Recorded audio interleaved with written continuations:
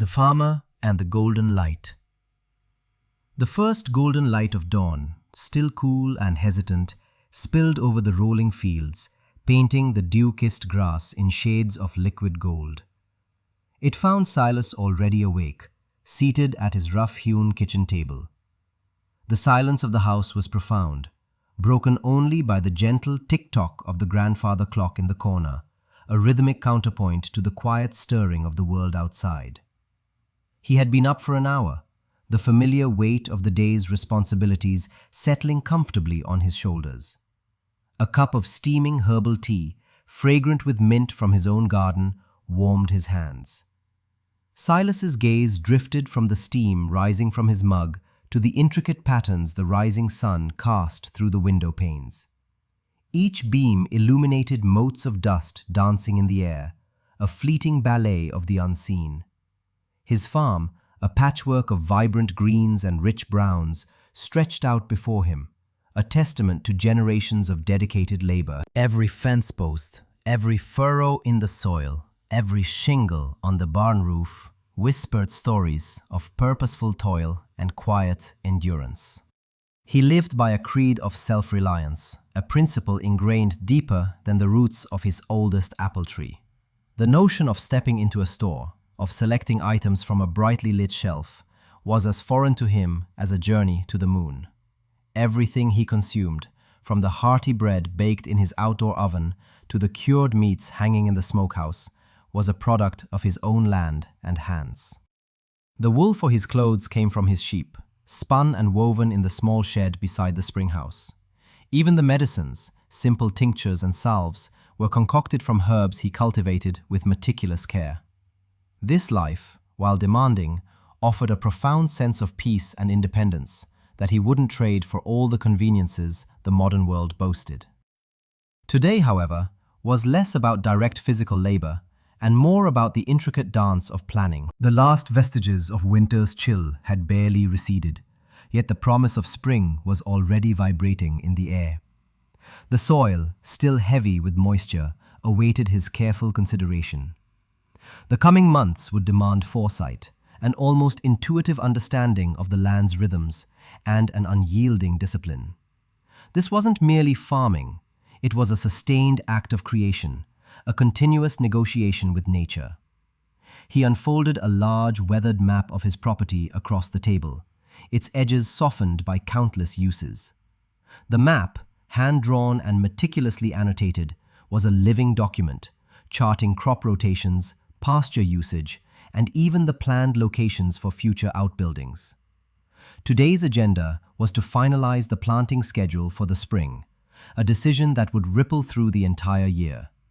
He traced a finger along the contours of a field designated for corn, then moved to another, smaller plot earmarked for potatoes. The silence of the house was not empty. It was filled with the murmur of thoughts, the silent calculations of a mind accustomed to navigating complex systems. He considered the previous year's yield, the subtle changes in rainfall patterns he had observed, the health of his livestock. Every factor interlocked, a delicate balance that, if disrupted, could spell hardship. There was no safety net of a grocery store just down the road, no easy solution to a failed crop or a sick animal. His resilience was his only recourse. He picked up a well-worn notebook, its pages filled with elegant script and intricate diagrams. This was his almanac, his diary of the land. He flipped through pages detailing frost dates from decades past, notes on soil amendments, and carefully recorded observations of plant diseases. The wisdom contained within these pages was not just his own. It was a legacy, passed down through generations, each adding their own layer of hard-won knowledge. A faint clatter from the barn signaled the awakening of the animals, a familiar symphony that punctuated the start of every day. Soon, he would tend to them, then begin the more detailed work of marking out the fields, preparing the seeds, and readying his tools. But for now, he allowed himself a few more moments of quiet contemplation, a deep breath before the day's demanding rhythm took hold. The golden light intensified, illuminating the dust motes with greater brilliance. A tiny, fleeting spectacle that reminded him of the beauty in the small, often overlooked details of his life. This was his world, carefully cultivated, deeply understood, and entirely his own. The planning was the first seed planted, the unseen beginning of another year of sustenance. Whispers of spring. The first blush of dawn stretched across Silas's fields, painting the newly thawed earth in hues of pale gold and muted ochre. A crisp breeze, still carrying the lingering chill of winter, but promising the warmth to come, rustled through the skeletal remains of last year's cornstalks, their dry husks whispering secrets to the waking world. Silas stepped out, his worn boots crunching on the still damp ground, a familiar rhythm accompanying his measured pace. He breathed deeply, inhaling the earthy perfume of tilled soil, a scent that always ignited a spark of anticipation within him. This was the true start of his year, not January 1st, but the moment the ground softened enough to whisper promises of new life. He walked the perimeter of the largest northern field, his eyes scanning the subtle undulations of the land. Here, the soil was richer, a darker, almost black loam that promised robust growth. This was corn territory, undoubtedly. He could almost hear the tall stalks rustling in the summer wind, their golden ears heavy with kernels. He paused, remembering the drought of 2 summers past, how the corn had struggled here despite its usual resilience. A mental note was made. Earlier planting this year, perhaps, to give the roots a deeper hold before the heat truly settled in. His gaze shifted to the slightly elevated patch on the eastern slope, where the morning sun would linger longest. This was prime real estate for beans, he decided, picturing the slender green pods hanging heavy from their vines. Last year, that very spot had yielded an exceptional harvest, enough to fill countless jars for the winter larder. He recalled the satisfaction of seeing those neat rows of green, a testament to the earth's bounty and his careful tending. But then there was the south-facing field, which had seen a late blight on the beans, despite his best efforts. A lesson learned, a boundary now marked in his mind. Crop rotation was not just a suggestion, it was a pact with the land. He continued his thoughtful journey, his hands occasionally brushing against a nascent shoot of grass, a tiny testament to the burgeoning life beneath his feet. The western field, a little rockier but still fertile, called to him. Pumpkins. He saw them already, sprawling across the ground, their vibrant orange a stark contrast to the deep green of their leaves. Last year's pumpkin patch had been generous, providing not only countless pies, but also feed for the livestock and seeds saved for this very moment. He remembered the joy of carving the large round gourds with young Jacob from the neighbouring farm, their laughter echoing across the autumn fields. This year, he'd expand the patch slightly, perhaps incorporating a few of the smaller, sweeter varieties he'd been reading about in an old agricultural almanac. Finally, he turned his attention to the central plot, a broad, relatively flat expanse. Potatoes. The humble, dependable staple. He mentally sectioned off the rows, envisioning the sturdy plants pushing through the soil, their subterranean treasures waiting to be unearthed. Last season, the yield had been strong, though a few rows had suffered from an unexpected infestation of Colorado potato beetles. He'd spent days meticulously picking them off by hand, a tedious but necessary task. This year, he would prepare the soil with a specific amendment, a blend of ash and compost, a preventative measure passed down through generations. He'd also consider planting a border of marigolds, a natural deterrent he'd heard whispers about from his cousin Sarah. Silas completed his circuit, standing once more at the edge of his homestead, the farmhouse a solid, comforting presence behind him. The sun was higher now, casting longer shadows. The fields lay before him, not just empty plots of land, but a canvas waiting for his careful hand. Each decision, Each placement was a thread in the intricate tapestry of his survival. There was a quiet thrill in this annual planning, a dance with nature that demanded both foresight and humility.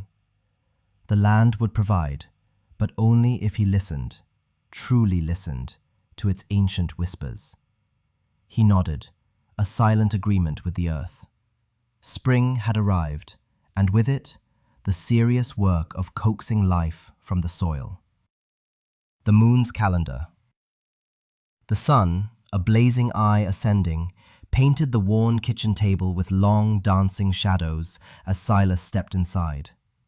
He moved with the practiced economy of someone intimately familiar with his surroundings, heading straight for a sturdy, hand-carved chest tucked beneath a window overlooking the frost-kissed orchard.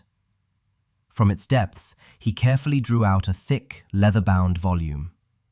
This was no ordinary book, but a venerable calendar, its pages brittle with age and dense with a lifetime of annotations. Each sheet, crafted from substantial parchment-like paper, bore the faint imprint of a hand-drawn lunar cycle for every month. Beside the printed dates, Silas's grandfather, then his father, had meticulously logged weather patterns, successful planting times, and even the occasional cryptic note about the moon's optimal phase for grafting fruit trees or harvesting specific herbs. Silas himself had woven his own scrawls into this tapestry of ancestral wisdom over the years. He carried the heavy tome back to the table, its leather groaning softly, and laid it open to the current month, January. The days remained brief, the earth slumbering beneath a thin, icy veil, yet the subtle shift in the sunlight's angle through the window signaled spring's slow, inevitable approach. He ran a calloused thumb over the faint pencil marks for the new moon, then the first quarter, his brow furrowed in concentration. "Too early for much," he rumbled to himself, his voice a low counterpoint to the room's quiet. He dipped a goose quill into a small pot of ink, its earthy scent a familiar comfort. His gaze drifted to the almanac he'd consulted earlier, a newer, mass-produced volume offering a broader, if less personal, meteorological outlook. It predicted a lingering cold snap, followed by a sudden thaw in late February. He cross-referenced the almanac's forecast with his grandfather's notes. "February, last week. First thaw after the long freeze. Good for early peas," he murmured, tracing a faded entry. His grandfather, a man of quiet conviction and profound understanding, had consistently marked this period as ideal for sowing the first hardy vegetables, trusting the moon's gentle coaxing to awaken the seeds. Silas made a fresh mark on his calendar, a small, neat circle around the last week of February. Beside it, he penned, "Peas, North Field." That particular field, sheltered by ancient oaks, always retained its warmth a little longer, a microclimate he'd learned to leverage. He turned the page to March. Here, the entries grew denser, a testament to spring's surging vitality. His grandfather's hand had sketched a tiny crescent moon beside an entry for potatoes, plant on waning crescent. Silas remembered his grandfather, whose hands always carried the scent of earth and wood smoke, explaining the rationale. "The waning moon," he'd rasped, "pulls the energy down, into the roots. Good for tubers, my boy, good for all that grows beneath the earth." Silas had always held his grandfather's words as sacred, observing over the years how potatoes planted during the waning moon yielded a more abundant harvest, their tubers larger and more robust. A logic transcending mere science, a deep-seated intuition had passed through generations. He circled the appropriate days in March for potatoes, adding a mental reminder to prepare the patch as soon as the ground could be worked. Then came the corn, the crop that orchestrated their summer's rhythm, the bedrock of their winter stores. His grandfather's calendar held numerous corn entries, each noting subtle variations in planting times based on prevailing winds or late frosts. "When the oak leaves are the size of a squirrel's ear," one particularly memorable entry declared, accompanied by a small, crude drawing. Silas smiled. That piece of folk wisdom had never failed him.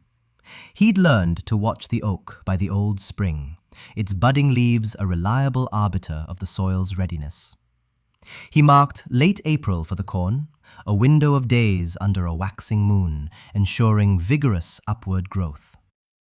He also noted the beans, destined to be interplanted with the corn, their symbiotic relationship a testament to nature's intricate design. Pumpkins would follow, their broad leaves shading the ground and suppressing weeds, another clever partnership gleaned from the land itself. As Silas closed the heavy calendar, the faint scent of old paper and dried herbs wafted from its pages. It was more than a mere record of dates. It was a living document, a conversation spanning generations, a testament to a life deeply intertwined with the natural world. Each mark, each faded note, was a whisper from the past, guiding his hand, his decisions, ensuring the earth's silent promise would be fulfilled once more. The moon, a steadfast sentinel in the night sky, was his truest calendar, its ancient rhythm dictating the pulse of his very existence, turning the earth. The crisp morning air, still carrying the lingering chill of winter, but softened by the promise of spring, invigorated Silas as he stepped out of the barn. Sunlight, weak but persistent, painted the eastern sky in hues of rose and gold. He made his way to Bess's stall, the familiar scent of hay and horse comforting him. Bess, a sturdy mare with a coat the color of rich earth, nickered softly, her warm breath pluming in the cool air as Silas approached. He ran a hand along her powerful neck, the muscles taut beneath his calloused palm. "Morning, old girl," he murmured, his voice a low rumble. "Time to turn the earth." Bess snorted, a plume of vapor escaping her nostrils, and shifted her weight, sensing the change in routine. Today was not for pulling the buggy to market or hauling timber. Today was for the fields, for the delicate ballet between man, beast, and soil. Silas fetched the harness from its peg, the leather straps supple with age and regular oiling. He worked with practiced ease, his movements economical and deliberate, securing the bridle and then the collar. Bess stood patiently, occasionally flicking an ear, a testament to their long-standing partnership. Next, Silas retrieved the plow. It was an old implement, passed down through generations, its wooden handles smooth from countless hands, its iron share gleaming from recent sharpening. He backed Bess out of the barn, leading her to the edge of the furthest field, the one designated for potatoes this year, according to his grandfather's calendar. The ground there, though still firm from winter's grip, had thawed sufficiently in the upper layers, ready to yield to the plow's embrace. Hitching Bess to the plow was a ritual in itself. He checked each buckle, each strap, ensuring the weight would be distributed evenly, the tension just right. He spoke to Bess in low, encouraging tones, a continuous stream of quiet commands and affirmations. The mare, sensing the gravity of the task, stood poised, her muscles rippling beneath her hide. "All right, Bess," Silas said, gripping the plow handles. "Let's make some magic." He leaned into the plow, applying the initial pressure, and with a soft cluck, Bess strained forward. The iron share bit into the earth with a satisfying thunk, groaning as it broke through the surface. The first furrow appeared, a dark, rich line against the lighter, undisturbed soil. The scent of turned earth, damp and fertile, rose into the air, a primeval aroma that spoke of life and sustenance. Silas's shoulders ached almost immediately, a familiar complaint that he welcomed. This was honest work, demanding and immediate. Each step was a deliberate effort, guiding the plow, maintaining its depth, ensuring a straight line. Bess, too, moved with a steady rhythm, her powerful legs churning, her head lowered in concentration. They were a single unit, a synchronized force against the dormant land. The sun climbed higher, warming Silas's back. Sweat beaded on his brow, trickling down his temples despite the cool breeze. His homespun shirt clung to his skin. He hummed a happy tune, a simple, wordless melody that echoed the rhythmic creak of the plough and the soft thud of Bess's hooves. It was a tune of contentment, of purpose fulfilled. A song sung not with his voice, but with his very being. The hard work, the strain in his muscles, the growing thirst, none of it diminished the quiet joy that bloomed within him. This was what he was meant to do, what his ancestors had done for centuries. He paused periodically, allowing Bess to catch her breath, and himself to wipe the sweat from his eyes with the back of a calloused hand. He would look back at the expanding tapestry of dark furrows, a testament to their collective effort. The soil, once compact and unyielding, was now soft, crumbly, and inviting, ready to receive the tiny seeds that held the promise of future harvests. He bent down, running his fingers through the newly turned earth, feeling its texture, its coolness, its potential. It felt alive, teeming with unseen life, waiting. Hours passed in this rhythmic dance. The sun arced overhead, beginning its descent towards the western horizon. The field, once a uniform expanse of dormant earth, was now a neatly striped canvas of turned soil. Bess, though tired, still held her head high, her flanks steaming gently. Silas, though weary to the bone, felt a profound satisfaction settle over him. His back protested, his arms felt heavy, but his spirit was light. With the last furrow turned, he unhitched Bess, patting her neck. "Good work, girl.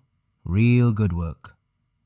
He led her back to the barn, her gait a little slower, but still strong.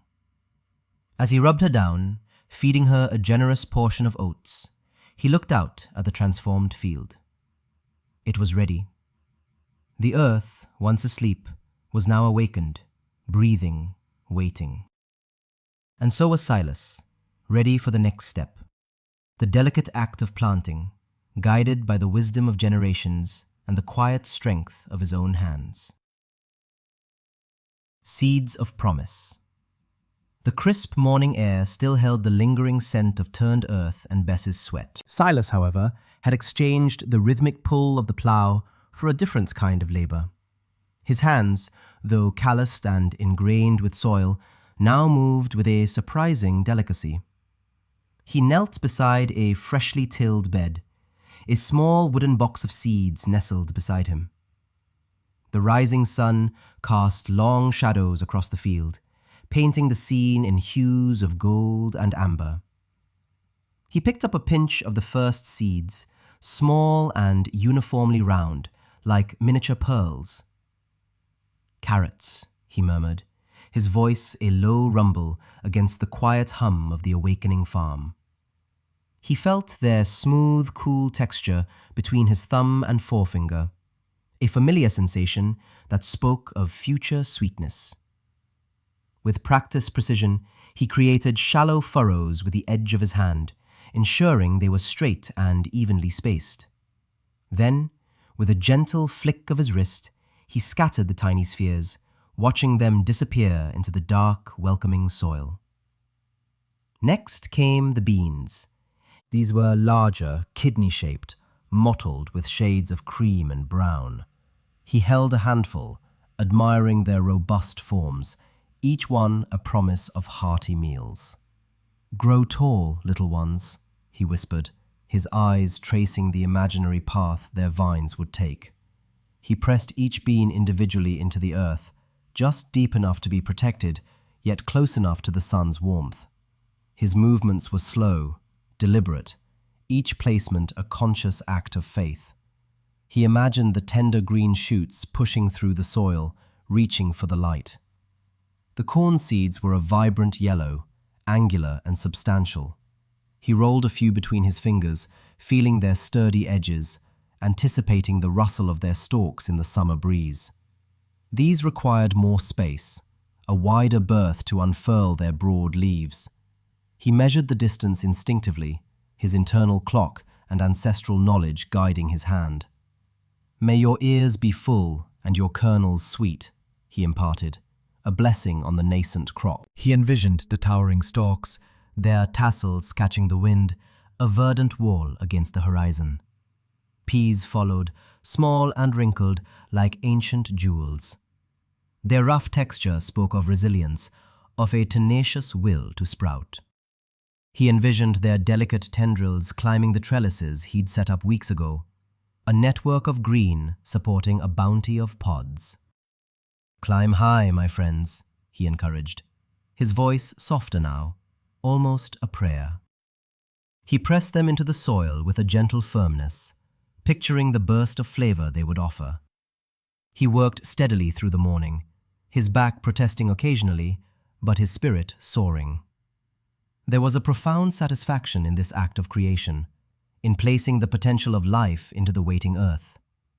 Each seed represented not just a harvest, but a continuation of his family's legacy, of his own purpose, of the very cycle of existence. He planted lettuce, tiny dark specks that promised crisp salads, and radishes, their round red forms waiting beneath the soil.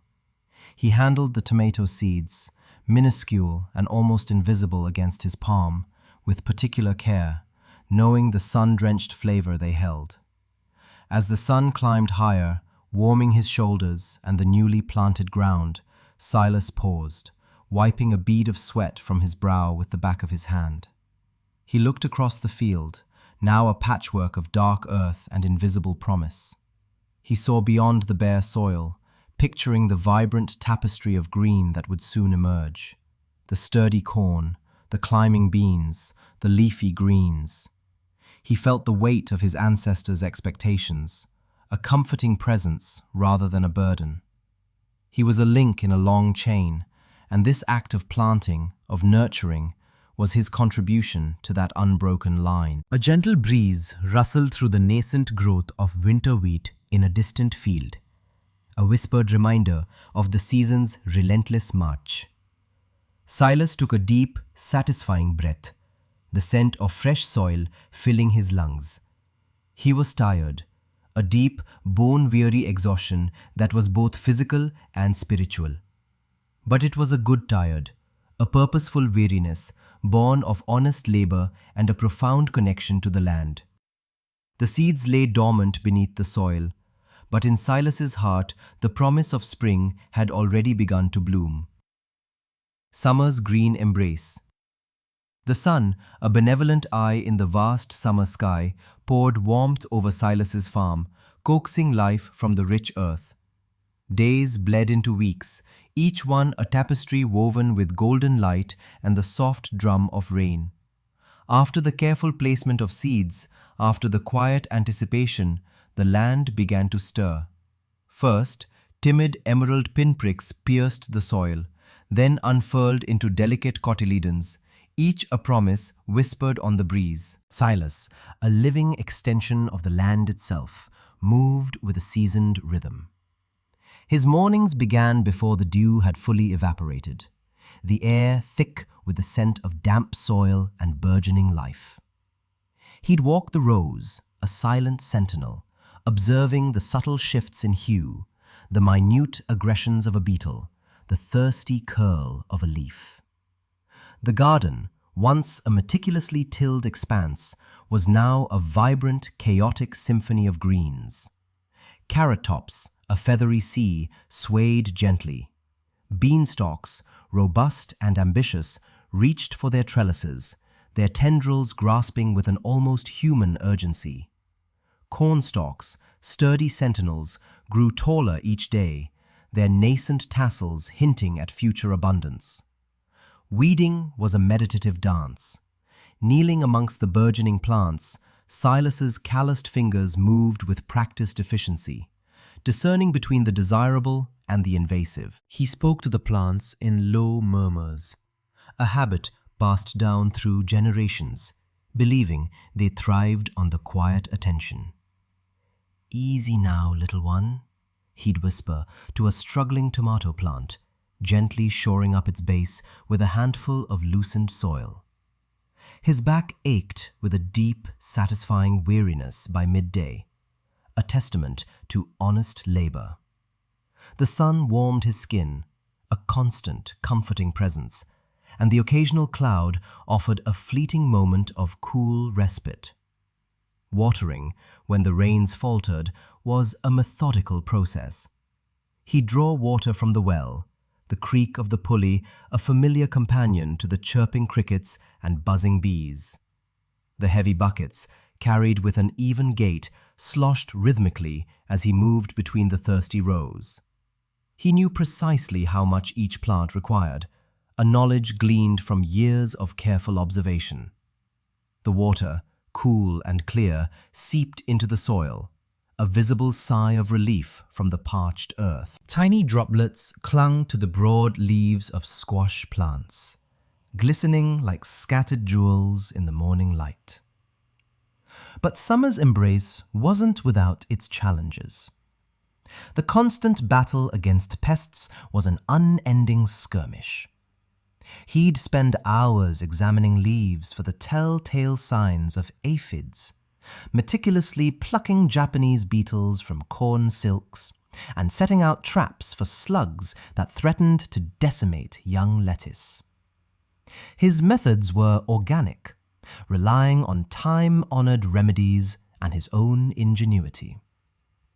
A sprinkling of wood ash around vulnerable plants, a spray of diluted soap solution for a sudden aphid invasion, a watchful eye for the telltale holes chewed into tender leaves. Each act of protection was a reaffirmation of his commitment, a silent promise to the burgeoning life around him. The air thrummed with the industry of the farm.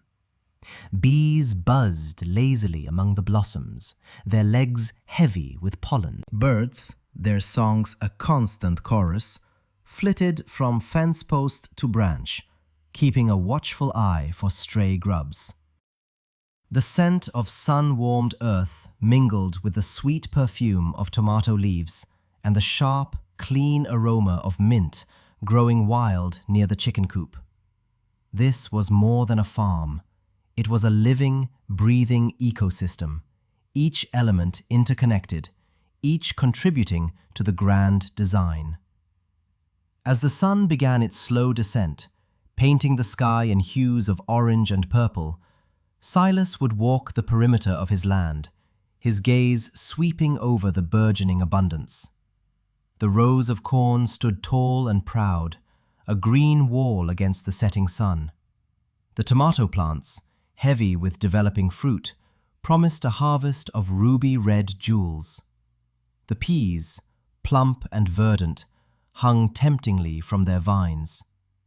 A deep contentment settled over him, a quiet satisfaction that resonated with the ancient rhythms of the earth. The purposeful weariness in his bones was a badge of honor, a testament to another day well spent, another step taken in the long, unbroken journey of his family's legacy. He was not just a farmer, he was a steward, a guardian of life, and in the green embrace of summer he felt truly, profoundly at home. The storm's fury. The oppressive stillness of the afternoon was a premonition. The air, thick and humid, clung to Silas's skin, a heavy blanket that offered no comfort.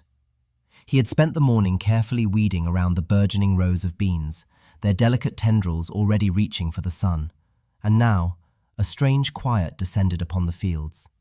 The usual symphony of chirping crickets and rustling leaves had muted, replaced by an unsettling hush that prickled the hairs on his arms. He looked up, his gaze drawn westward, where the horizon was rapidly darkening, not with the gentle hues of sunset, but with an ominous, bruised purple. A low growl rumbled in the distance, a sound that vibrated through the soles of his boots. Silas's eyes narrowed. This wasn't a typical summer shower. He could feel it in the tightening of his chest, the subtle shift in the wind that now carried an acrid scent of ozone. He saw the first jagged flash of lightning tear across the sky, momentarily illuminating the churning mass of black clouds that were boiling inwards, devouring the clear blue. His pulse quickened.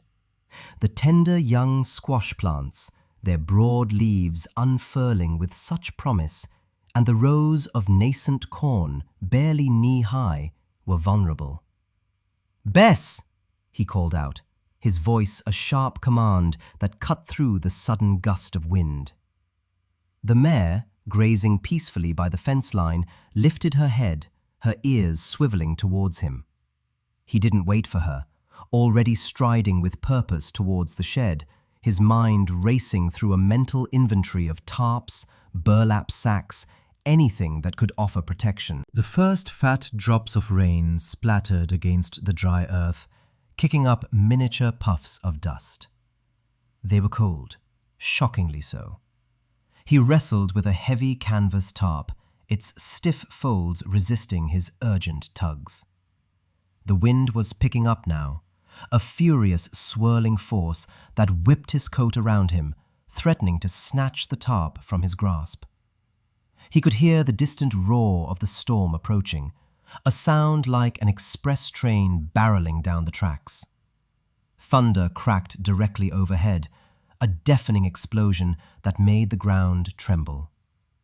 Bess whinnied nervously from her stall in the barn, seeking shelter. Silas sprinted back into the fields, the tarp clutched against him. His breath hitched as he saw the first hailstones, pea-sized at first, bouncing off the hard ground, then rapidly growing in size, pinging off his hat and shoulders with increasing force. He ignored the stinging blows, his focus entirely on the fragile plants. He threw the tarp over a section of the squash patch, weighing down the corners with rocks he frantically scavenged from the loosened soil. His fingers, despite their calluses, were stiff with cold and urgency. He moved with a primal intensity, driven by the instinct to protect. Next were the tomatoes, still young and spindly, their delicate stems easily snapped. He grabbed a pile of old burlap sacks he had stored for winter insulation and draped them over the rows, working against the merciless onslaught of wind and hail. The hailstones were now the size of marbles, pelting down with incredible velocity, creating a percussive symphony of destruction against the shed roof and the canvas.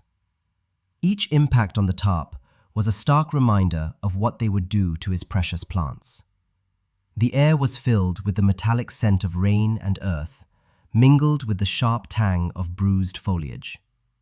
The storm was a roaring beast, tearing through the landscape. Silas's face was streaked with rain and sweat, his hair plastered to his forehead. He moved from row to row, a lone figure battling the elements, his movements precise and economical despite the chaos. He didn't stop to lament the few leaves already shredded by the hail, or the tiny divots appearing in the soil where the stones had struck bare earth. His only thought was to minimize the damage, to save what he could. He had just finished securing the last of the burlap over a patch of young carrots when the storm began to abate as suddenly as it had arrived. The hailstones lessened, then gave way to a driving rain. The wind, though still strong, lost its furious edge. Silas stood panting, his chest heaving, water dripping from every inch of his clothing. He looked around, surveying the scene. The fields were a mess. Leaves and small branches were scattered everywhere, and the ground was a muddy expanse. But beneath the makeshift shelters, he could see the faint outlines of green. He peeled back a corner of the canvas over the squash, revealing the broad leaves, some speckled with mud, but largely intact. He lifted a burlap sack from a tomato plant. Its stem, though bowed, was unbroken. A profound sense of relief washed over him, almost as exhausting as the effort itself. He hadn't saved everything, he knew that. Some plants would be too damaged to recover, some yields would be reduced, but the core, the essence of his spring planting, had survived. He had acted quickly, instinctively, drawing on years of observing the unpredictable moods of nature. The storm had tested him, but it had not broken the spirit of his fields. He wiped a hand across his grimy face, a faint, weary smile touching his lips. There would be much work to do in the morning, but for now, his crops and his legacy had endured. The bounty of harvest. The days following the storm had been a blur of meticulous assessment and careful tending. Silas moved through his fields, a phantom of his former weariness. The rain had softened the earth, making it more yielding, a subtle reward for his vigilance. Now, a different kind of anticipation settled over him, a hum beneath his skin that was less about threat and more about promise. He knew, with an instinct honed over generations, when each plant offered its peak. The plump bellies of the butternut squash, their skins hardening to a deep ochre, spoke of readiness. The carrots, their green tops a verdant explosion, promised crisp sweetness beneath the soil. And the tomatoes, a riot of reds and golds, practically hummed with ripeness. "Tomorrow," he announced to Martha at supper, his voice raspy from the day's quiet labor. "The squash will burst if we wait another moment, and the root cellar will be wanting for them." Martha nodded, her expression serene, but her eyes already alight with the organizational fire that always preceded harvest.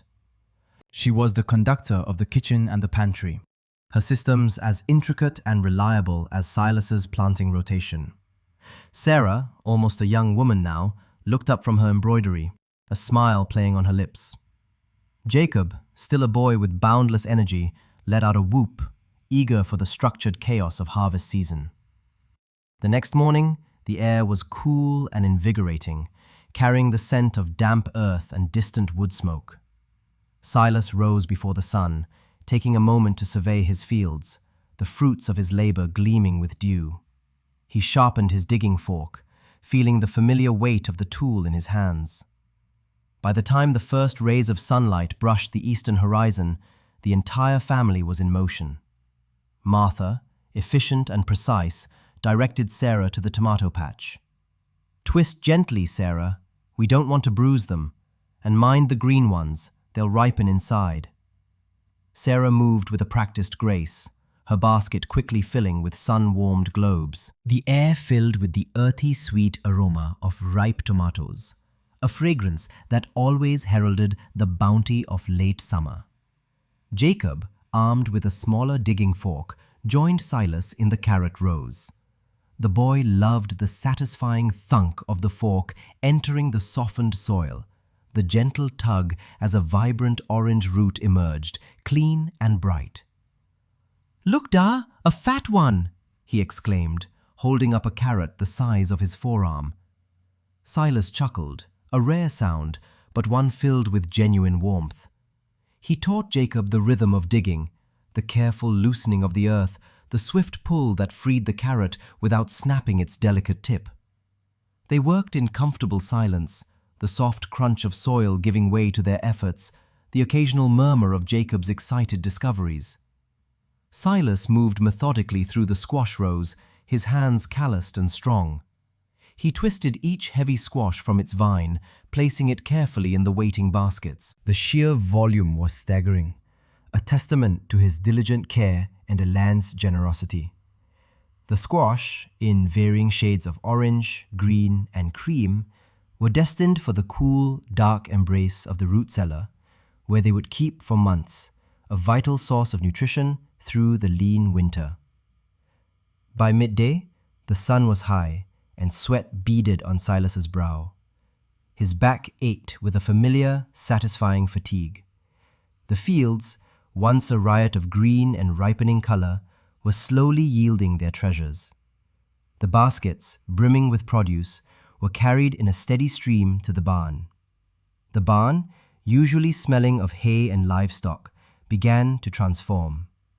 The sweet, earthy scent of freshly picked carrots mingled with the tang of ripe tomatoes and the subtle, nutty aroma of butternut squash. Martha had spread layers of clean straw on the floor, creating soft beds for the delicate bounty. Sarah carefully arranged the tomatoes on drying racks, separating the fully ripe from those that still needed a few days. Jacob, under Silas's watchful eye, stacked the hardier squash in neat pyramids, creating walls of orange and green that promised sustenance. "We'll have enough," Martha said, her voice laced with contentment as she surveyed the growing store. Her hands, usually busy with needles or dough, now meticulously wiped down each pumpkin and gourd, preparing them for their long slumber. Silas leaned against a stack of hay bales, watching his family work. The rhythmic movements, the quiet chatter, the shared purpose. It was a symphony of survival, a testament to their enduring connection to the land. The storm had tested them, but the harvest was their reward, a vibrant confirmation of their resilience. He looked at the barn, already half full, and a deep sense of peace settled over him. This wasn't just food, it was their future, carefully gathered, lovingly preserved, and deeply cherished. The bounty of harvest was more than just sustenance. It was the reaffirmation of their way of life, an unbroken chain stretching back through generations, linking them to the very earth beneath their feet. Winter's pantry, earth and glass. The scent of damp earth and cool stone greeted Silas as he descended into the root cellar. A different kind of anticipation hummed within him now, less the weary thrum of the harvest itself, more the quiet satisfaction of ensuring sustenance. The air, heavy with the promise of dormancy, felt like a guardian to the bounty above. He surveyed the empty bins, their wooden slats worn smooth by generations of harvests, then began his preparations. First, the floor needed a fresh layer of sand, finely sifted and slightly moistened, to maintain the ideal humidity. He worked methodically, spreading it with a wide, flat shovel, the grains whispering against the concrete. Next came the shelves, wiped clean of any lingering dust or cobwebs, ready to cradle their precious cargo. The root cellar was more than just a storage space. It was a living larder, a cool, dark heart beneath the earth, breathing with the pulse of the seasons. The potatoes were the first to arrive, carried down in burlap sacks by Jacob and Sarah, their small arms straining under the weight. Silas carefully layered them onto the lowest shelves, making sure no two tubers touched, giving each space to breathe and prevent rot. The familiar earthy aroma filled the chamber, a comforting perfume of future meals. Next were the carrots, their vibrant orange hues a stark contrast to the dim light. He nestled them into damp, sand-filled bins, their feathery greens clipped, their sweetness preserved. For good measure, he added a few buckets of damp sawdust near the entrance, another small act of stewardship to regulate the air. Finally, the apples. Not for long-term storage in the same way, but a good portion of the firmer varieties destined for immediate consumption and Martha's early canning projects. He arranged them on higher racks, their skins polished to a soft gleam, emitting a faint, sweet tang that cut through the earthiness. Silas stood back, his hands on his hips, a quiet smile playing on his lips. The cellar was ready, a testament to their labor, a bulwark against the coming frost. Up in the sun-drenched kitchen, Martha moved with a serene but focused energy, a conductor orchestrating the symphony of preservation. The air vibrated with the sweet, tangy aroma of peaches simmering in syrup, mingling with the bright acidity of tomatoes and the verdant freshness of green beans. She worked at the large wooden island, her hands a blur of motion as she peeled, cored, and sliced, the rhythm of her knife against the cutting board a steady counterpoint to the bubbling pots. Today was peach day. Bushels of ripe fruit sat in wicker baskets, their fuzz-covered skins blushing pink and gold. Martha, with Sarah's eager help, plunged them into boiling water for a moment, then into an ice bath, a method she'd learned from her mother for effortless peeling. The kitchen buzzed with quiet conversation as Sarah carefully removed the skins, revealing the succulent golden flesh beneath. Martha then halved and pitted them, dropping the segments into a large enamel pot where they softened in a light sugar syrup, ready to be ladled into sterilized jars. The clinking of glass against glass, the gentle pop of lid sealing were music to her ears, each sound a promise of warmth in the depths of winter. Next, the tomatoes. They were beyond their peak for fresh eating, bursting with ripeness, ideal for saucing. Martha quartered them, discarding the tough cores, and simmered them down with a few sprigs of basil from her herb garden until they transformed into a rich, fragrant pulp. The deep red liquid splattered a little on her apron, a badge of honor in the war against waste. These would become soups, bases for stews, and the foundation of many winter meals. Finally, the green beans. Snapped and trimmed by Jacob, they lay in neat piles, their crispness a vibrant reminder of summer's vigor. Martha blanched them quickly, then packed them tightly into jars, covering them with salted water before sealing. She worked with an almost meditative focus, her movements precise and economical. Every jar filled, every lid tightened, every shelf stacked represented a victory, a measure of security against the unknown chill ahead. By evening, the pantry shelves gleamed, Rows upon rows of jeweled jars reflecting the lamplight. Peaches in amber syrup, tomatoes a vibrant scarlet, green beans a verdant emerald. The kitchen, once alive with the steam and sense of processing, now settled into a quiet hum of accomplishment. Martha surveyed her work, a deep satisfaction settling over her.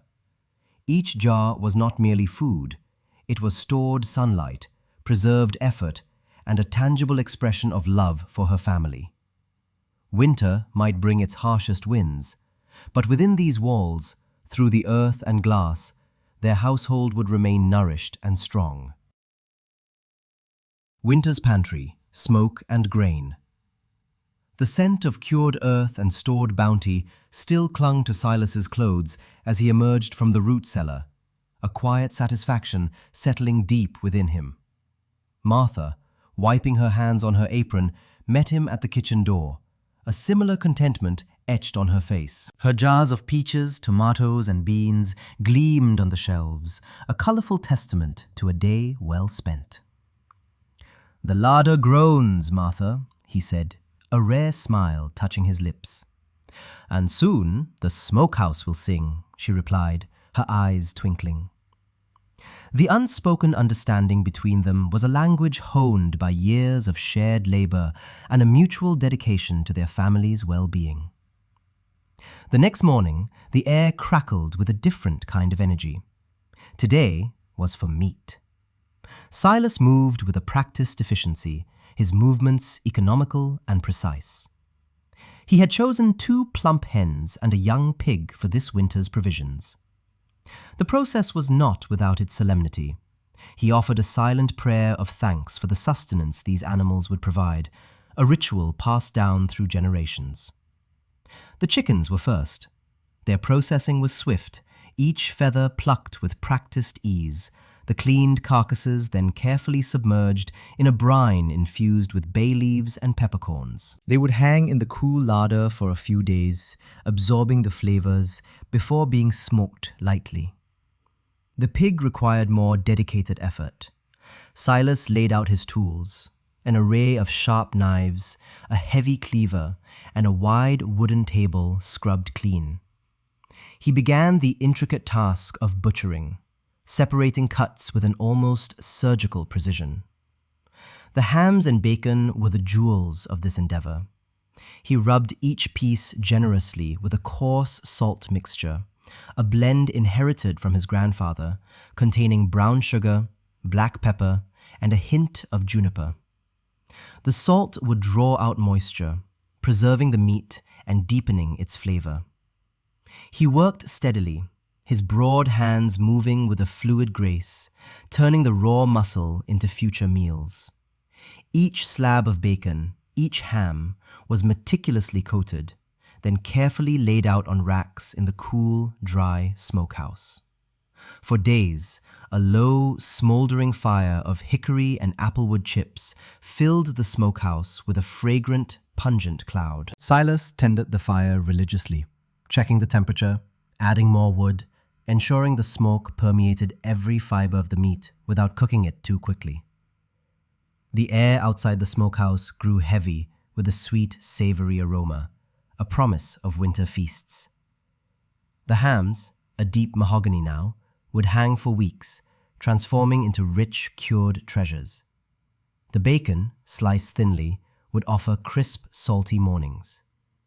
With the meat preservation underway, Silas turned his attention to another essential: flour. The harvest had yielded a robust crop of winter wheat, now stored in large, airtight barrels in the dry shed. He brought a sack into the workshop, the golden grains rustling softly with each step. His hand mill, an heirloom crafted from solid oak and cast iron, stood ready. It was a sturdy, simple machine designed for honest work.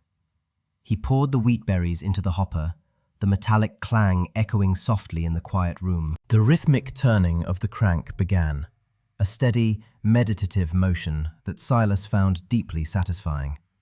The gears whirred, the stones ground, and from the chute, a fine, cream-colored powder began to emerge. The first dust of flour was delicate, almost ethereal. Silas rubbed a pinch between his thumb and forefinger, feeling its soft texture, inhaling its earthy, sweet aroma. This was the essence of their bread, their pies, their cakes, the very foundation of their winter baking.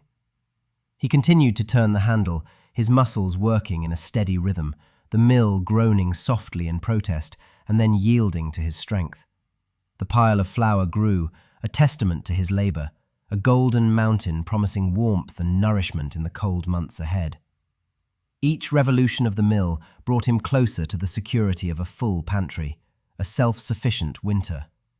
The process was slow, demanding patience and physical exertion, but Silas relished it. There was a profound connection to the land, in every grain, in every turn of the mill.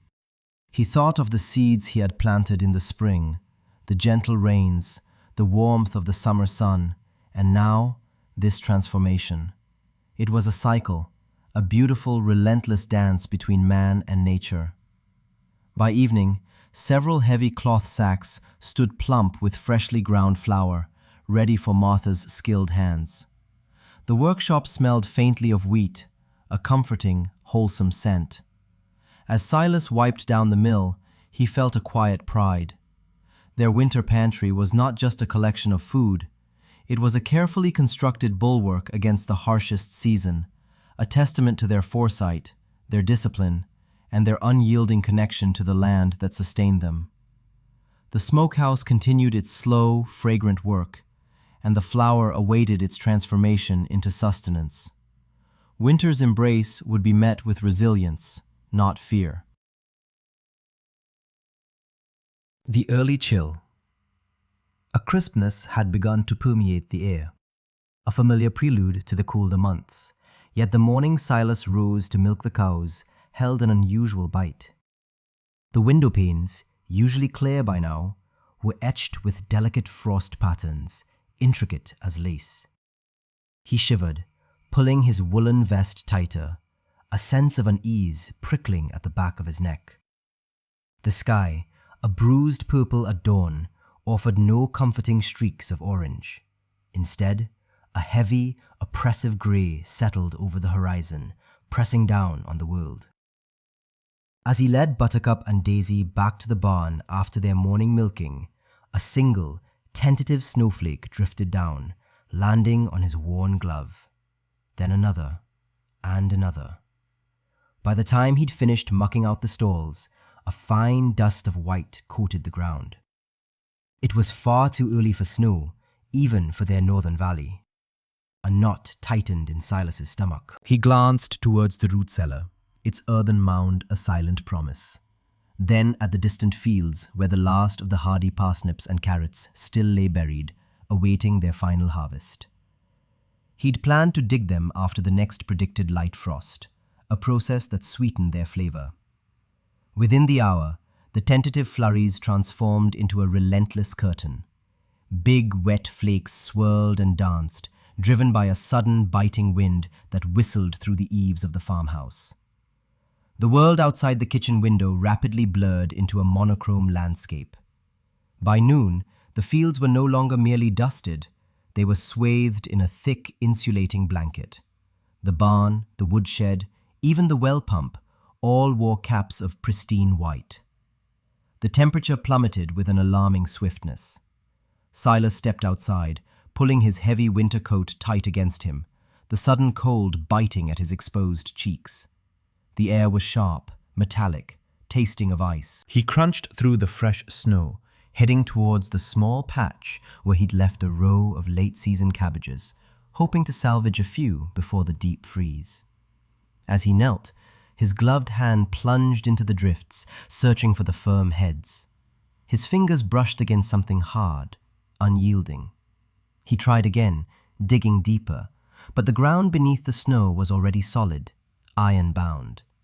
The early chill hadn't just brought snow, it had brought a deep, penetrating freeze, locking away the earth's bounty prematurely. The parsnips, the last of the potatoes, the sturdy carrots, all were now inaccessible, trapped beneath a double layer of snow and frozen soil. He stood slowly, a sigh escaping his lips, a plume of white in the frigid air. This was a significant challenge, one he hadn't fully anticipated in his meticulous planning. He had carefully staggered his planting and harvesting, always leaving a margin for unpredictable weather. But this was more than unpredictable. It was a brutal, unseasonable assault. Returning to the warmth of the kitchen, Silas found Martha tending the hearth, a pot of bean soup simmering gently. "The ground's frozen solid, Martha," he announced, his voice carrying a note of quiet resignation. "No more roots from the field until spring." Martha's brow furrowed. "So soon? I thought we had at least another week." "So did I," Silas replied, shedding his coat. "But the Lord has other plans, it seems." He walked to the pantry, his gaze sweeping over the rows of jars filled with summer's preserved bounty. Green beans, tomatoes, corn, peaches, the wooden barrels of sauerkraut and salted fish, the hanging braids of dried onions and garlic, the shelves laden with dried apples and herbs. He had prepared for winter, yes, but he had also accounted for fresh root vegetables well into December, a crucial part of their dietary balance. He ran a hand over his beard, thinking. Their stored food was substantial, more than enough to see them through, but the specific rhythm of their meals would need adjustment. He had planned on fresh carrots and potatoes complementing the cured meats and preserved vegetables for the next few weeks. Now, those would have to come from the seller's carefully rationed supply, or not at all. "We'll need to rely more heavily on the canned goods and the dried vegetables," Silas stated, turning to Martha. "And the cured meats. We'll stretch the last of the fresh eggs, but the hens will likely slow their laying with this cold." Martha nodded, her expression practical. "It's good we put up so much. More stew then, and hearty pot pies with what we have." Silas found a grim comfort in her unflappable nature. They would adapt. They always did. His foresight had ensured they would not go hungry, but this early chill was a stark reminder that even the most meticulous plans were subject to the whims of nature. The winter had arrived not with a gentle easing, but with a sudden icy fist, demanding immediate shifts in their established routines. He walked to the window again, watching the unbroken descent of the snow, already several inches deep and showing no signs of stopping. The early chill had settled in, and with it a new chapter of their self-sufficient year began. A neighbor's plea. The blizzard had finally relented, leaving behind a landscape of impossible white. Silas, however, found no beauty in the glittering drifts that swallowed fence lines and buried the lower branches of the ancient oaks. Each morning, the air in the barn bit with a renewed ferocity, demanding extra vigilance. He hefted his axe, the rhythmic thud of steel against seasoned oak, a familiar comfort against the biting wind. The wood stove in the corner of the barn, usually reserved for the coldest nights, now glowed a constant orange, its warmth a lifeline for the animals. He banked it carefully each night, adding a thick oak log that would smolder through the darkest hours, ensuring the breath of his milking cows didn't plume in frosty clouds.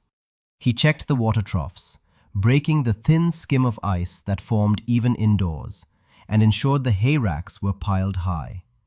The unexpected early winter had been a rude awakening, a sharp reminder that even the most meticulous plans could be undone by the whims of nature.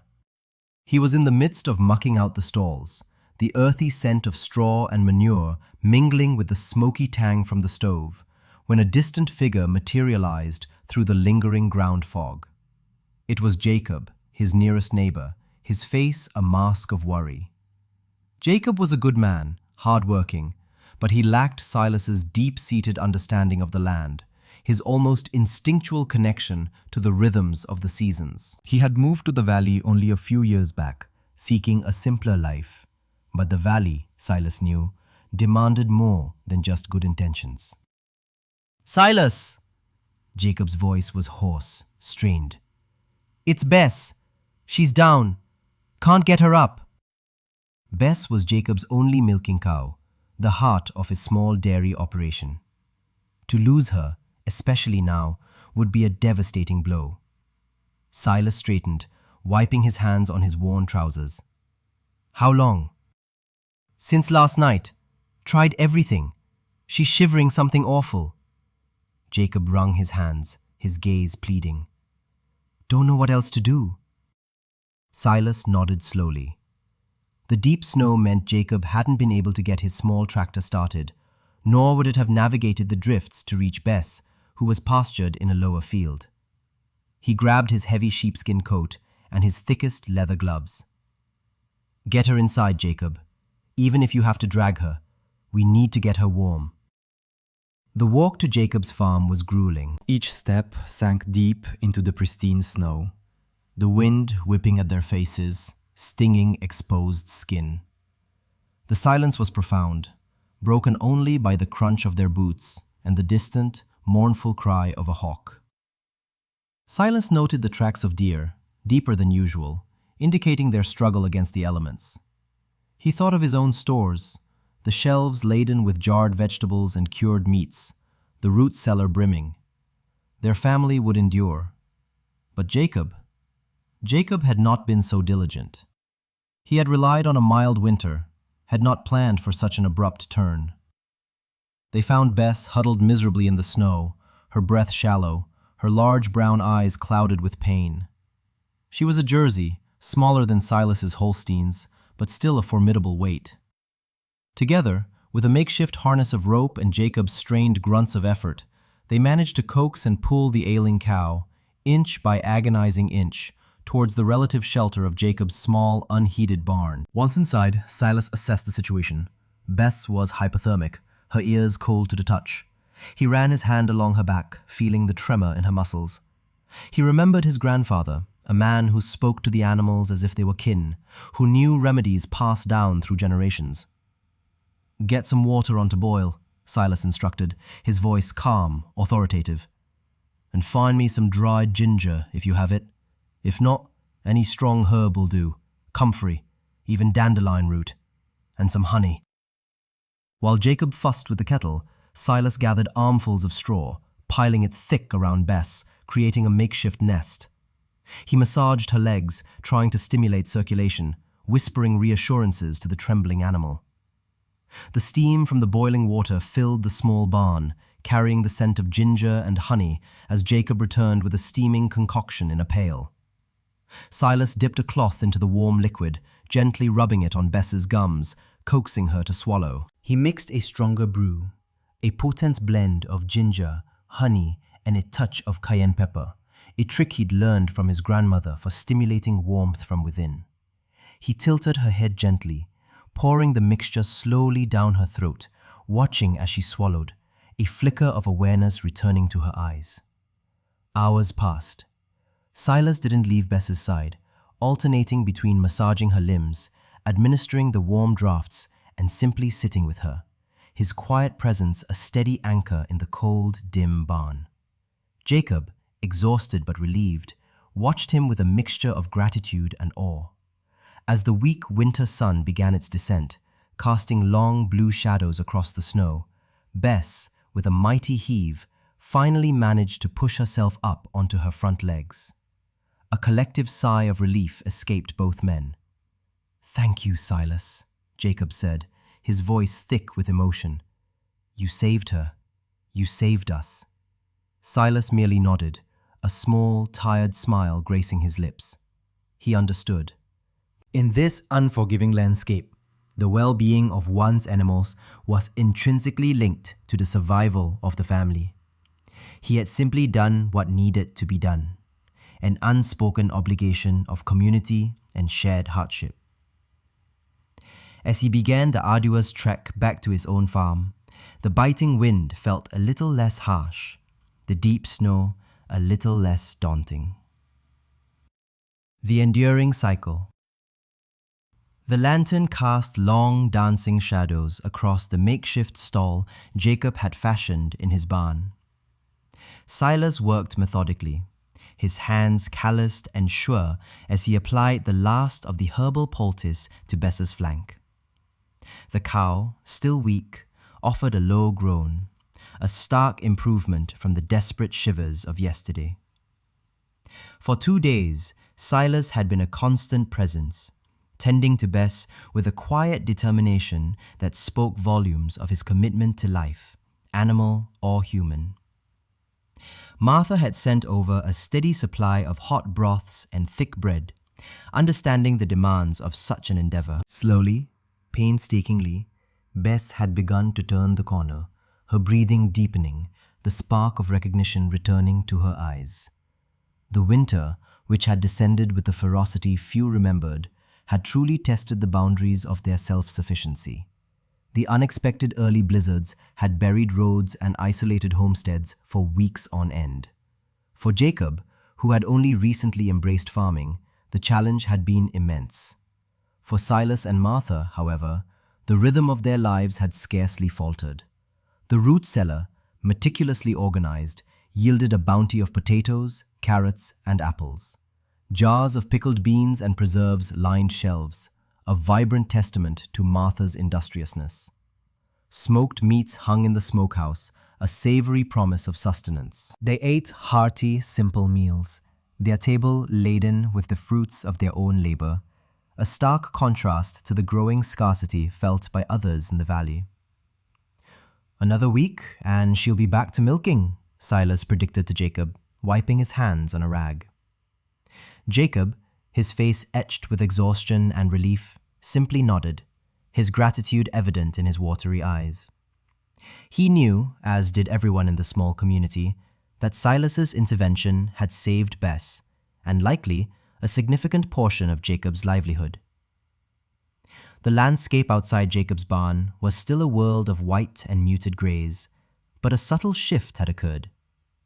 The air, though still crisp, carried a new, softer scent, the promise of thaw. Days later, back on his own land, Silas observed the deepening puddles in the cow pasture, the slow, relentless drip from the eaves of the barn. The sun, climbing higher each day, held a renewed warmth that began to soften the stubborn snowdrifts. First, patches of brown earth emerged. Then, the delicate, tentative green of winter wheat that had lain dormant beneath the icy blanket. The chickens, released from their coops, scratched with renewed vigor, their clucking a cheerful counterpoint to the melting snow. With the return of the sun's full strength, the final vestiges of winter relinquished their hold. The swollen creek rushed with the meltwater, a powerful cleansing sound. Robins, their breasts a vibrant splash of color, darted across the yard. Spring had arrived, not with a gentle whisper, but with a vibrant, undeniable declaration.